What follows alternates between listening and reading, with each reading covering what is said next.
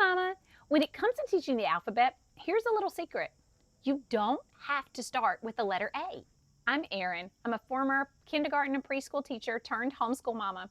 And today I want to show you how learning letters can be fun, personal, and hands-on for your children.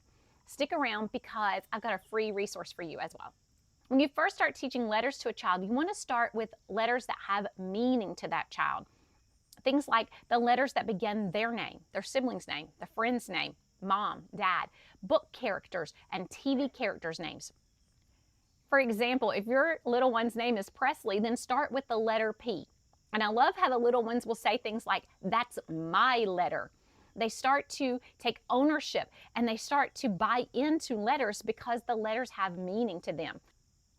One of my children learned to spell Bluey faster than she learned to spell almost any other word because Bluey had meaning to her. Bluey was important to her. And so when you learn to spell things, when you learn the letters that are important to a child and you tap into that, what is meaningful to them, then they will remember it. They'll hook onto it. They'll learn it. It'll stick with them. Kindergartners aren't alphabetizing, so they don't necessarily need to learn alphabetical order. They don't need to learn first A, then B, then C. That means something to us, but it doesn't mean anything to the child. And if they don't have anything that's important to them in those letters, you're going to lose them. The meaningful letters stick better. So start with the letters that are in your child's name. Help them to learn those letters first. Help them to say, oh, L is for Lincoln and Lincoln is my friend. B is for Bingo and Bluey and I love that show. W is for Walmart. Let's go shopping. Then they're going to start to understand. It's going to make sense. It's going to matter. And eventually they'll learn all of the letters and they'll get alphabetical order as well. Secondly, you want to use hands-on fun activities to teach the letters, starting again with the letters that are most meaningful to them, the letters in their name. One fun way to teach letters is to use food. I love my alphabet cookie cutters, and the kids enjoy cutting out the letters of their name in shapes, and we make pizza or we make cookies and spell out their name with that food. It's a lot of fun, and you can reinforce the letters that way. Paint is another fun way to reinforce letters. Letting them trace the letters, you write it first with pencil and then they trace it with the paintbrush or a Q-tip with paint or even finger paint. Another way to help the letters stick is to use letter stickers. You can go to the Dollar Tree or Walmart and buy some letter stickers and let them find the letters of their name and put it in order. Another fun way to teach your child the letters in their name is to make a name puzzle. You can use simple sentence strip or construction paper, write their name, cut the letters apart, mix them up, and let them put them back in order.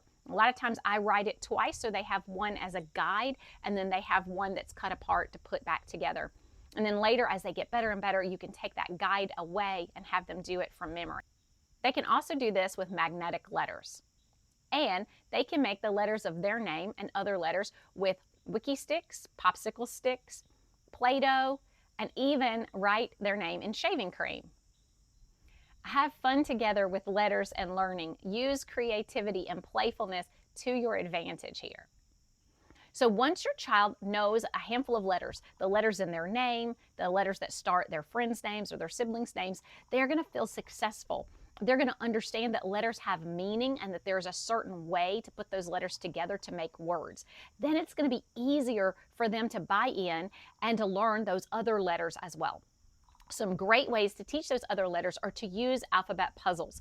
I love alphabet floor puzzles because it gets the kid up and moving. It's more fun than just sitting at the table doing a worksheet or a workbook.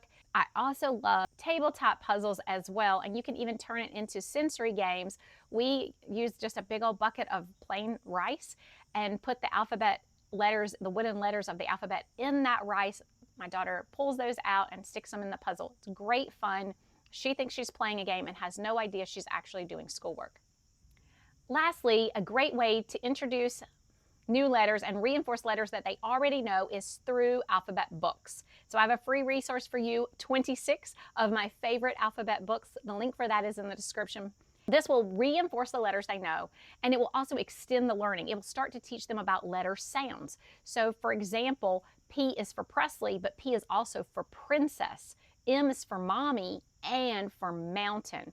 And then they start to understand what's called phonemic awareness, not just the letters themselves and how they look and how to write them or how to put the letters together to make their name, but they're going to also understand letter sounds, that the letters make different sounds. And each letter has its own job to do, its own sound that it makes. So, Mama, I want to ask you, does this approach make you feel more confident and free in teaching your child the alphabet? Or is this completely different from what you expected? Drop me a comment because I would love to hear your thought. If you're homeschooling kindergarten or preschool and you would like encouragement, inspiration, and top tips straight to your inbox, check out my weekly Keys to Kindergarten email. The link is in the description below. Thanks for watching, and remember, learning the alphabet does not have to be boring. Make it meaningful, hands-on, and fun. Happy homeschooling!